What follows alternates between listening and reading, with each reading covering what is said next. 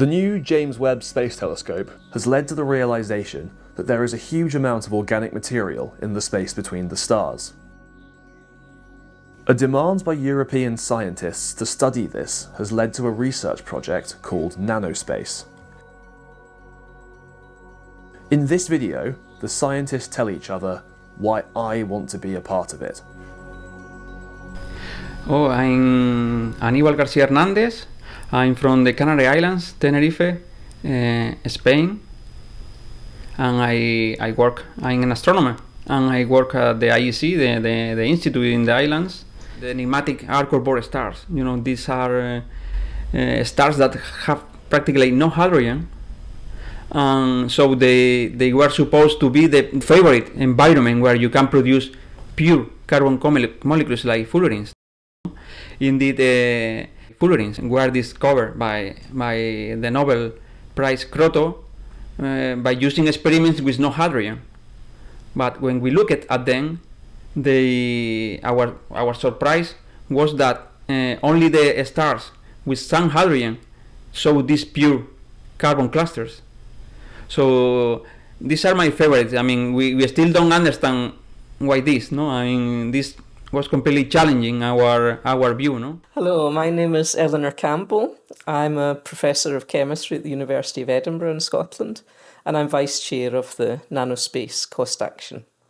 I have always found fullerenes interesting throughout my career. So from the 1980s onward, I stumbled onto fullerenes in the laboratory and have never really been able to leave them since then. I find them beautiful molecules.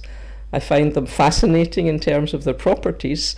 And what has really excited me in recent years is the discovery that they're present in fairly large amounts in space. I know from my past experience in the lab that fullerenes, although they are large complex molecules, it's very, very easy to make them. You just need 60 carbon atoms, for example, and a lot of energy. And they will spontaneously form from anything that contains enough carbon, if you put the energy in. So I think that's another very interesting aspect. Why do they pop out of horribly complex energetic mixtures? And you see these beautiful complex molecules coming out. And I find this all very fascinating. And I think bringing these communities together at this time within the cost action will lead to a great deal of synergy in hopefully trying to understand a bit more about the chemistry that's happening in space and how that eventually influences us and perhaps even, how life has developed. So my name is Jan Camille. I'm a professor at Western University in London, Ontario, Canada. And I think I'm known for having discovered C60 and C70 in the spectrum of a planetary nebula. And so what I hope that from my point of view, what I'm really most interested in myself is like, we should understand C60 itself. C60 is something that we kind of use, I think, as a benchmark or a pathfinder for other carbonaceous compounds in space.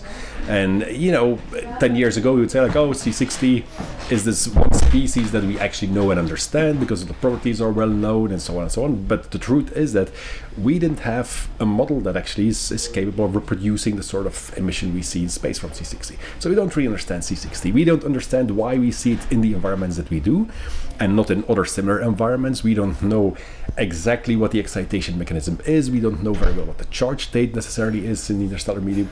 And those models are the crucial tests. So if everything that goes into our models is based on the actual experiments that measure those numbers, what should come out should be a good representation of the observations that we have.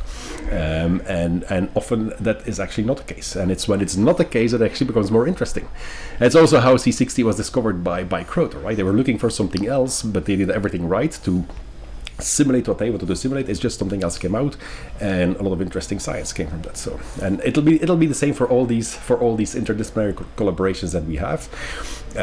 Similarly, when we look at PA ages, the number of possible PA ages is staggering.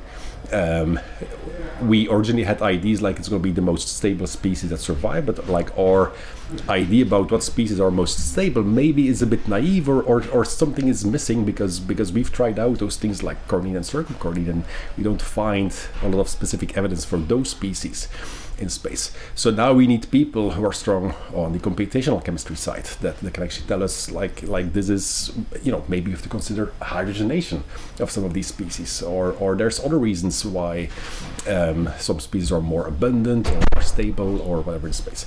So we need all these smart people in different fields to kind of work together to push these things forward. And understanding what happens to carbon in space has like so many applications to things on Earth as well, that I think it's exciting for everybody. And I'm the director of the Institute of Molecular Science, and all of my research career I've been working on carbon molecules and nanograins for astrophysical problems.